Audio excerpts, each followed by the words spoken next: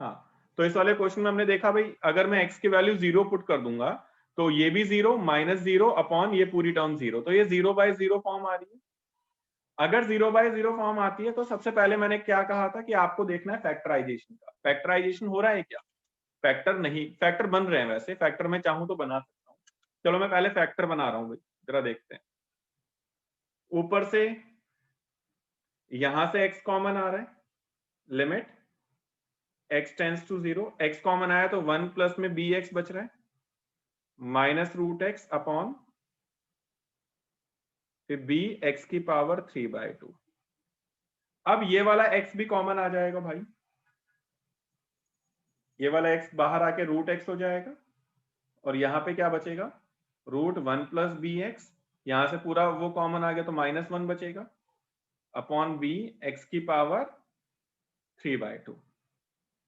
अब आपको पता है कि ये पावर 1/2 है तो पावर माइनस हो जाती है, तो क्या आएगी मेरे पास power, limit x tends to 0 root 1 plus b x minus 1 upon b x की पावर 3/2 माइनस 1/2।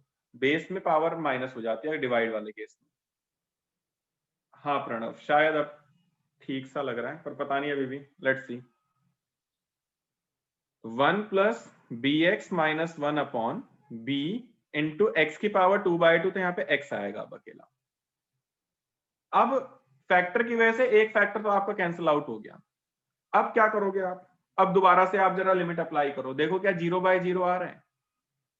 मैंने पुट करा x की वैल्यू 0 तो 0, 1 माइनस 1 ऊपर 0 आ रहा है, नीचे भी अभी भी ये 0/0 आ रहा है। और अब फैक्टराइजेशन वाला कुछ कॉन्सेप्ट बचा नहीं है।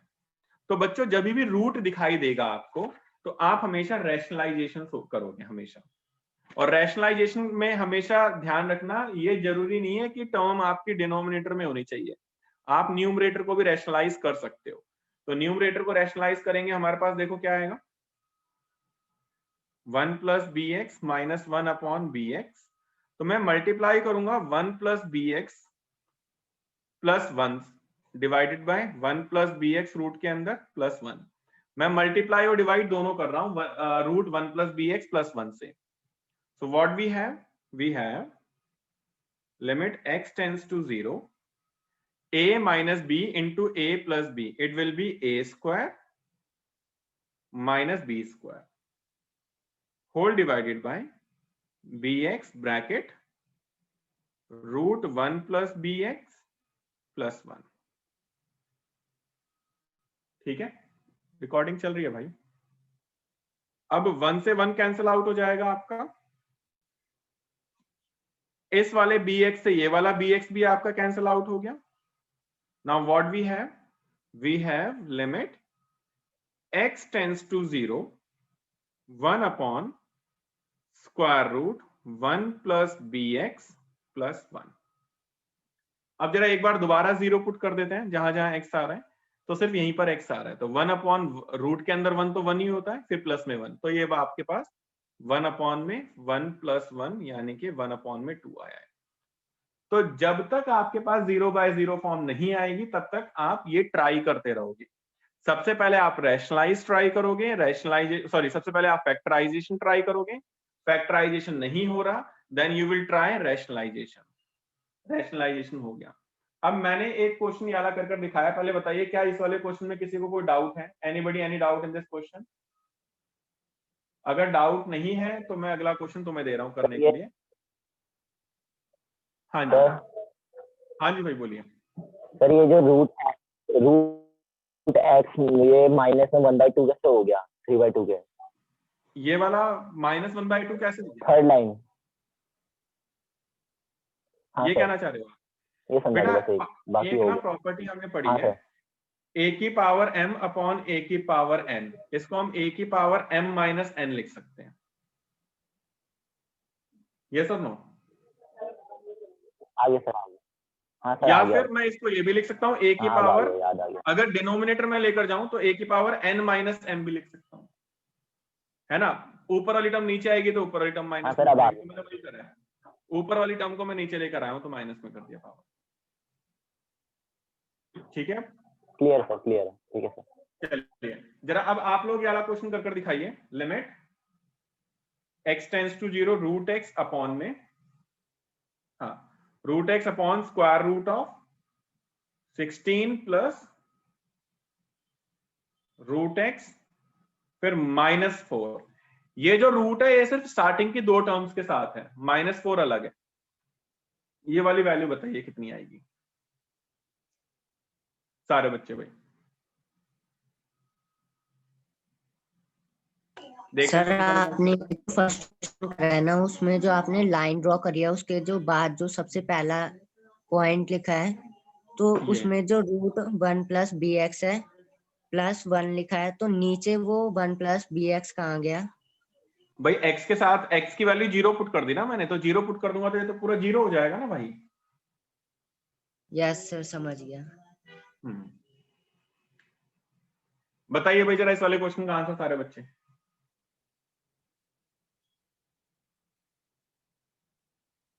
गगन तेरा रिस्पॉन्स नहीं आ रहा था गगन, गगन अखिल भाई तुम लोगों का रिस्पॉन्स नहीं आ रहा है।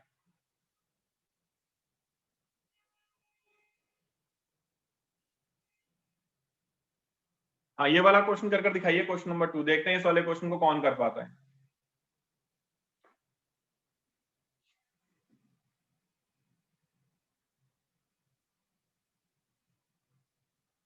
सर हमने तो आता है आपने, हाँ तो आता है तो क्या कर दिखाओ, आंसर दो, रिस्पॉन्स करो। आता है तो क्या क्या मतलब है भाई?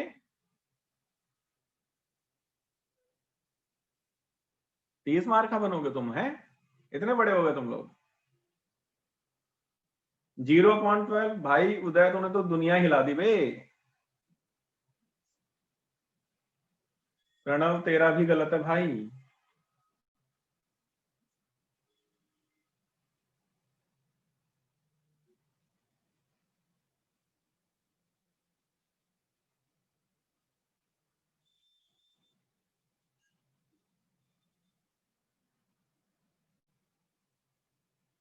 अखिल गगन तुम लोगों ने तो कर रखा है भाई, जल्दी करो यार। हाँ भाई स्क्वायर रूट है 16 के ऊपर, इतना टाइम थोड़ा ना लगता है अखिल और गगन, ये तो मिनटों में होने चाहिए तुम लोगों से क्वेश्चन, तुम्हारे एग्जाम में आ रखे हैं। आलोक भाई तेरा भी गलत है भाई।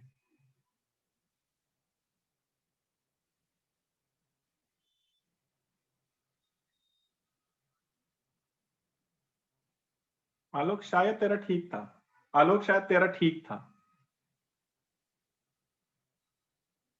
आलोक may be you are right, I am not sure, may be you are right. Pranav शायद तेरा भी ठीक है, may be you are also right. पर एक बार दोबारा अच्छे से दोबारा से ट्राई करो।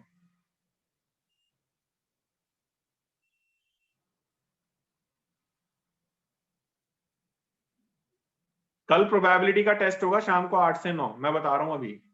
कल शाम को प्रोबेबिलिटी का टेस्ट होगा बच्चों 8 से 9, सारे बच्चों से रिक्वेस्ट है कि टेस्ट में जरूर प्रेजेंट हो। अदरवाइज फिर अगर कल के टेस्ट में तुम लोग नहीं आए ना, तो फिर मैं कभी टेस्ट लूंगा ही नहीं 11th क्लास के अंदर, क्योंकि पिछले टेस्ट में भी तुम में से कोई नहीं आया, सिर्फ 3-4 बच्चे आए, और फिर मजा नहीं आता टेस्ट लेने का। कल प्रोबेबिलिटी का टेस्ट है तो रिक्वेस्ट है सारे बच्चों से, सारे के सारे जरूर आए। नहीं आओगे तो फिर मैं टेस्ट लूंगा ही नहीं 11th क्लास के अंदर, कोई एक्सक्यूज नहीं होगा। तो मेरा परसों पेपर है, कौन सा? मैथ्स का ही है। कौन सा है मैथ्स? क्या क्या आ रहा है? Permutation and combination, sequence and series और स्ट्रेट लाइंस। हाँ तो तू इन तीनों का दे दे टेस्ट है। तो पहले मैं खुद तो कर लूं, फिर मैम के टेस्ट भी सबमिट करने हैं मैम को। मैम ने 7 टेस्ट भेजे हुए हैं। मैं अब तेरे ऊपर है, तू कैसे करेगा देख ले भाई, तेरी मर्जी है। अब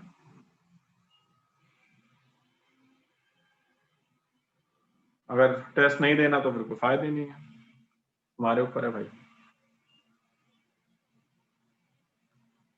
सर टेस्ट ये की वाला क्वेश्चन हुआ टाइमिंग क्या है? 8 से 9 है भाई टेस्ट, कल प्रोबेबिलिटी का टेस्ट होगा।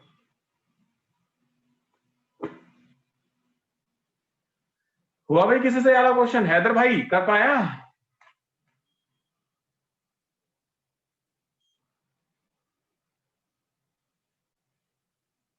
सर 8 आ रहा है। सर नहीं हो रहा था। ये 8 किसका आया है? हैदर तेरा 8 आया? सर मेरा मनीष। मनीष, हाँ मनीष तेरा 8 ठीक आ रहा है भाई, एकदम 8 सही आ रहे हैं। तो भाई इसमें भी हम वही 0/0 फॉर्म आ रही है, मैं रैशनलाइजेशन लगाऊंगा। ओके भाई, देख लेते हैं जरा। ठीक है ठीक है। तो क्वेश्चन नंबर 2 क्या था?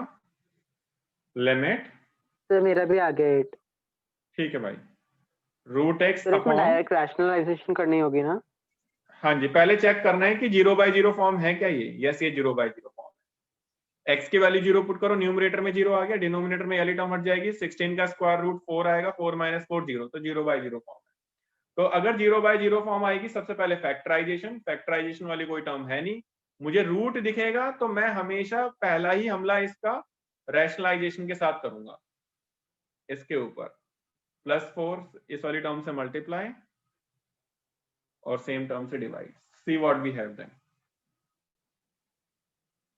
तो रूट एक्स को मैं बाहर रख रहा हूं, रूट 16 प्लस में रूट एक्स +4, और नीचे इस वाली टर्म को a मानो, a - b into a + b, क्या होता है a² - b²। तो limit x tends to 0, root x bracket root 16 plus में रूट एक्स +4, और नीचे इस वाले स्क्वायर से ये वाला स्क्वायर रूट गया, 16 प्लस रूट एक्स -16, -16 से +16 गया, फिर इस वाले रूट एक्स से ये वाला रूट एक्स गया, x की वैल्यू 0 पुट कर दो पूरे में, तो रूट 16 + 0 + 4, तो 4 + 4 आंसर इज 8। क्लियर हुआ भैया वाला पार्ट सबको? Anybody any doubt in this? Uday, समझ में आया? सर अब समझ में आया सर, मैं पहले ही कंफ्यूज हो गया था ऊपर रूट एक्स। ठीक है, तो मैंने आपको बताया कि अगर 0/0 आएगा तो आप रैशनलाइजेशन करोगे, रैशनलाइजेशन नहीं हुआ तो आप फैक्टराइजेशन करोगे, फैक्टराइजेशन नहीं हुआ तो आप रैशनलाइजेशन करोगे। अगर रैशनलाइजेशन भी नहीं होता है तो आपको कहीं ना ट्रिगो के फॉर्मूले अप्लाई करने होंगे। अप्लाई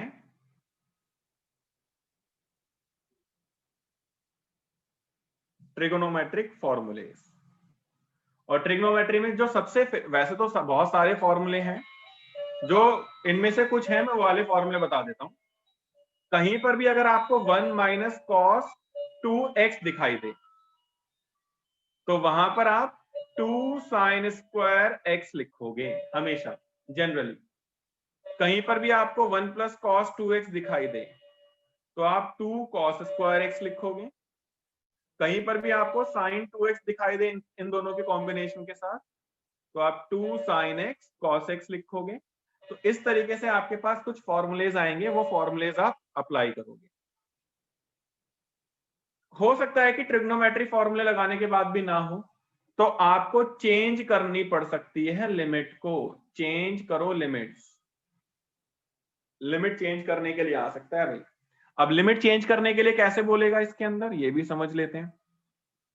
फॉर एग्जाम्पल आपके पास आ रहा है limit x tends to c f(x), इस तरीके से तुम्हारे पास आ रहा है limit x tends to c f(x). तो आप क्या करोगे, सबसे पहले लेट करोगे x की वैल्यू, यहां पर c है ना, तो c + h आप लेट कर लोगे। लेट करोगे x की वैल्यू c + h, फिर when x tends to c, जब x की वैल्यू c पर जा रही है तो यहां पे c पुट कर दो x की जगह, तो c से c कटेगा, h की वैल्यू कितनी आएगी, देन h टेंड्स टू 0 हो जाएगा। तो अब ये पूरा जो क्वेश्चन था, ये पूरा क्वेश्चन आपका किस चीज में कन्वर्ट हो जाएगा?